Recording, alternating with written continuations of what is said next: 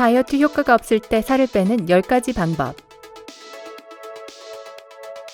2010년 미국 몇몇 주요 대학 과학자 그룹이 수행한 연구 결과에 따르면 20%의 사람들만이 효과적으로 살을 뺀다고 하는데요. 정체기 효과 때문입니다. 왜냐하면 미미한 체중 감량 후에는 아무리 열심히 노력해도 이 과정이 멈추기 때문이죠. 이 문제를 이겨내는 법을 배우시기 전에 구독하기 버튼과 알림벨을 누르시고 밝으면 가족이 되는 거 잊지 마세요. 10번.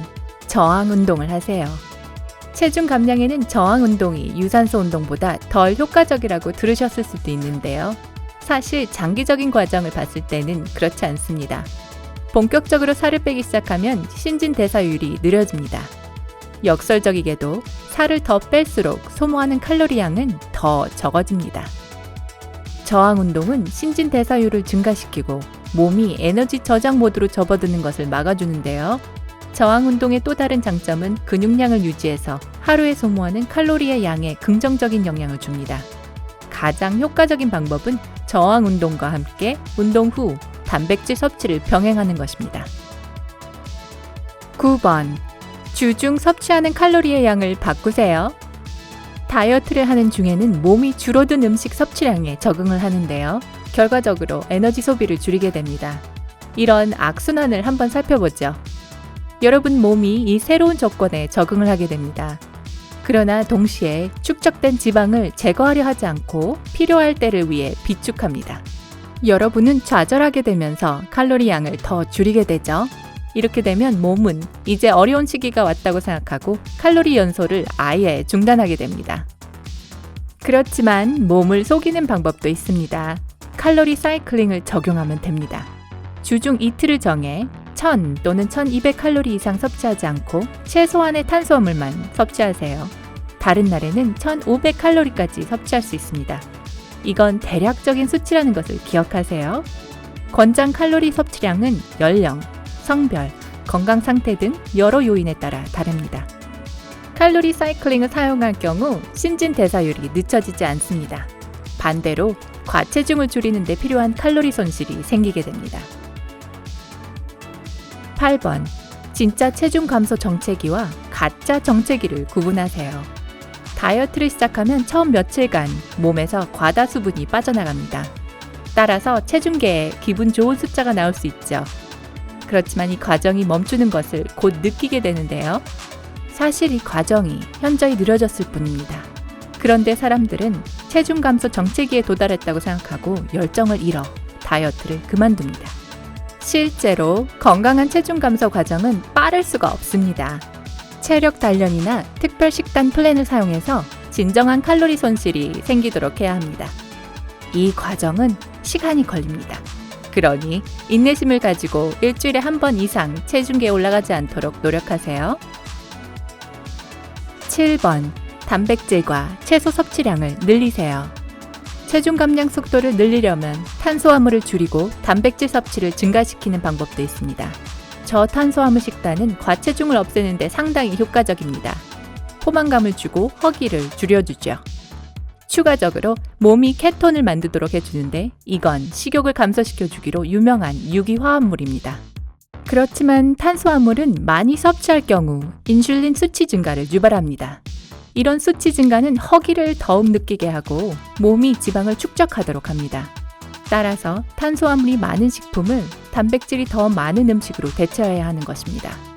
단백질은 신진대사율을 촉진시키고 체중 감량 중 빈번히 일어나는 근육량 손실을 막아줍니다. 6번. 여러 운동을 번갈아 가면서 하세요. 인간이 수천 년간 생존하기 위해 시도한 노력들은 우리 몸의 이 간단한 한 가지를 가르쳐 주었는데요. 바로 에너지원을 저장하는 것입니다. 음식과 마찬가지로 몸은 운동 습관에도 익숙해집니다. 따라서 비슷한 운동을 몇 주간 계속하면 진전이 없어질 것입니다. 이 문제를 해결하는 데는 단 한 가지 방법이 있는데요.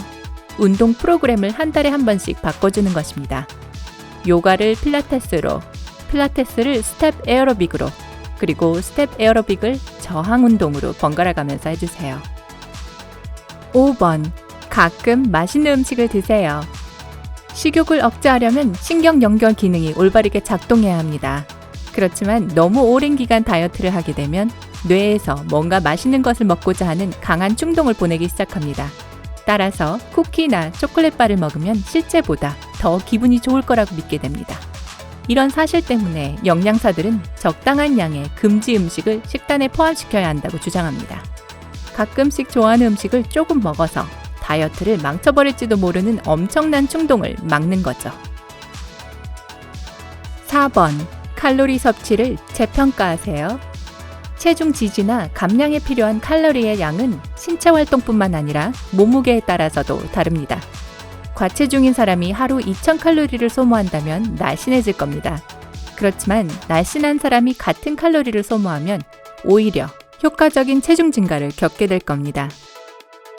따라서 5kg이 빠질 때마다 칼로리 섭취를 재평가해야 합니다. 이는 앞으로의 체중 감량에 있어 매우 중요합니다. 3번. 충분한 수면을 취하세요. 수면은 정신적, 신체적, 정서적 건강뿐만 아니라 효과적인 체중 감량에도 매우 중요합니다. 충분한 수면을 취하지 않으면 신진대사율이 떨어집니다. 그리고 호르몬 수치가 바뀌어 식욕 증가로 이어지며 지방 축적이라는 결과를 가져옵니다. 가장 중요한 것은 양질의 수면에 필요한 모든 조건을 만드는 것인데요. 밤에 최소 7에서 8시간 정도 충분한 휴식을 취해야 합니다. 2번. 칼로리를 계산하세요.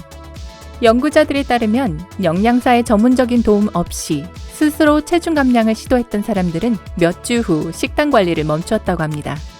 원래 먹던 대로 계속 음식 섭취를 유지하는 것을 믿었던 건데요.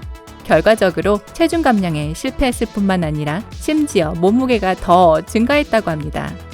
사람들은 섭취하는 음식과 칼로리의 양을 과소평가하는 경향이 있는데요. 이는 1992년 뉴욕 컬럼비아 내외과 의대에서 수행한 연구로 증명되었습니다. 이 연구에 참여한 비만인들은 하루에 1200칼로리를 섭취했다고 했는데요. 그러나 2주 기간 동안 이들이 먹은 것을 세심하게 분석해 본 결과 사실 2배의 칼로리를 섭취한 것으로 드러났습니다. 매일 섭취하는 칼로리와 다량 영양소, 지방, 탄수화물, 단백질의 수를 측정해 보게 되면 섭취량에 대한 정확한 정보를 얻게 됩니다. 이 숫자를 알게 되면 필요한 경우 식단을 수정할 수 있습니다. 뿐만 아니라 자신이 섭취한 음식과 섭취량을 정확히 기록하는 것은 체중 감량 과정에 동기부여를 해줍니다. 1번. 몸의 특이사항을 고려하세요. 체중 감량을 하고자 한다면 체중계에만 의지해서는 안 된다는 점을 명심하세요. 첫째로, 인간의 몸은 수분을 유지하는 능력이 있습니다. 물을 많이 마실 때, 염분이 많은 식품, 알코올, 심지어 유제품을 섭취할 때도 이런 과정이 일어납니다. 둘째로, 주요 목표는 체중 감량이 아니라 지방 감소입니다. 규칙적으로 신체 운동을 하면 근육이 생깁니다. 근육 조직은 지방보다 더 무겁고 밀도가 높다는 사실을 고려해야 합니다. 그렇지만 동시에 몸에서 더 적은 면적을 차지합니다. 체중계에 올라갈 때마다 몸무게의 차이가 없을 때 열심히 운동을 몇 주간 했는데도 그렇다면 줄자로 재보세요. 이제껏 근육을 만들고 지방을 감소했을 가능성이 많습니다. 또한 옷의 피팅 정도를 확인해 보세요. 헐렁해진 청바지만큼 완벽한 동기부여도 없죠. 체중 감량 정체기를 겪어보셨나요? 아래 댓글에서 알려주세요. 이 영상에 좋아요를 눌러주시고 친구들과 공유하는 것도 잊지 마시고요. 인생의 밝은 면에서 저희와 함께 하세요.